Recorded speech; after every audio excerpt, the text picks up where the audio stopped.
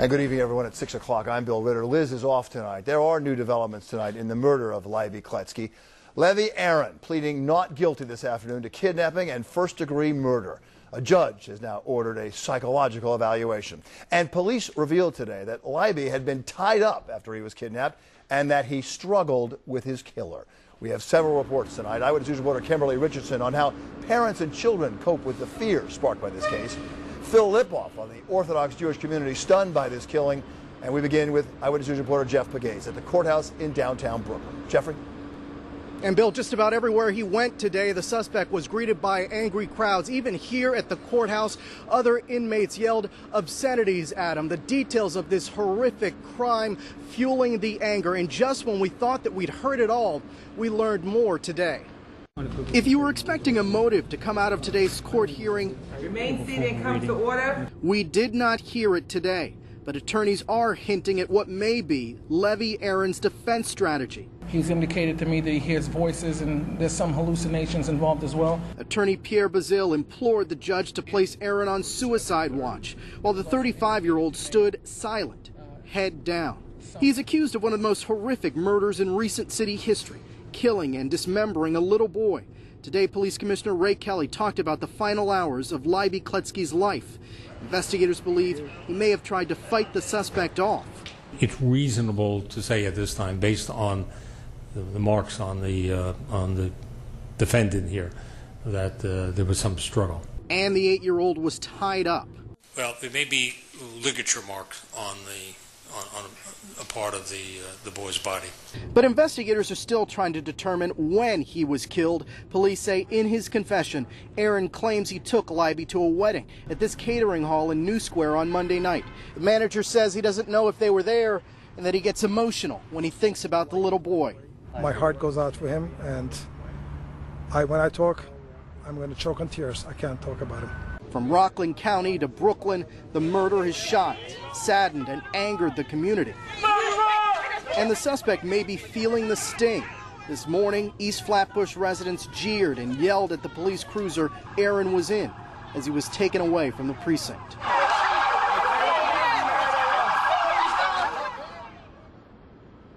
And according to police, Levy Aaron is denying that he molested the little boy, but police still consider that a possibility as well.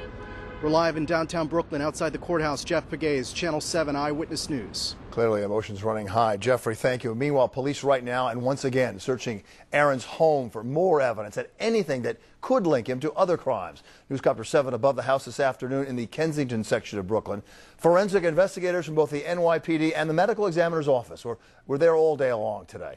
The house, remember, is where police discovered bloody knives and parts of Leiby Kletzky's body in the freezer. Eyewitness News speaking with the next-door neighbor today who says he's known Aaron and his family for 2 decades. He was just a quiet guy. He minded his own business. You didn't happen to see him come home with that young boy? No, I didn't see him. I heard that he brought the boy in the night sometime. That's the reason, because nobody saw him. Police also say they're interested in examining the backyard, but so far focused only on the inside of the home. Investigators have removed 4 computers earlier today. It is an understatement, of course, to say that Brooklyn's Orthodox Jewish community is tight-knit. They look out for each other. They have their own security force. And now, tonight, they still grieve together. There is a palpable pall over Borough Park. Phil Lipoff is there with that part of our coverage. Phil? Well, Bill, there hasn't been a murder in this community in roughly 30 years, so there's been a lot of attention on Borough Park, media attention over the last several days. Outsiders looking in may see a community filled with black outfits and beards. What they don't see is a volunteer police force, volunteer EMS, a community that comes together by the thousands to search for someone who was missing. And I spoke to many today who say they will not let one bad apple change who they are.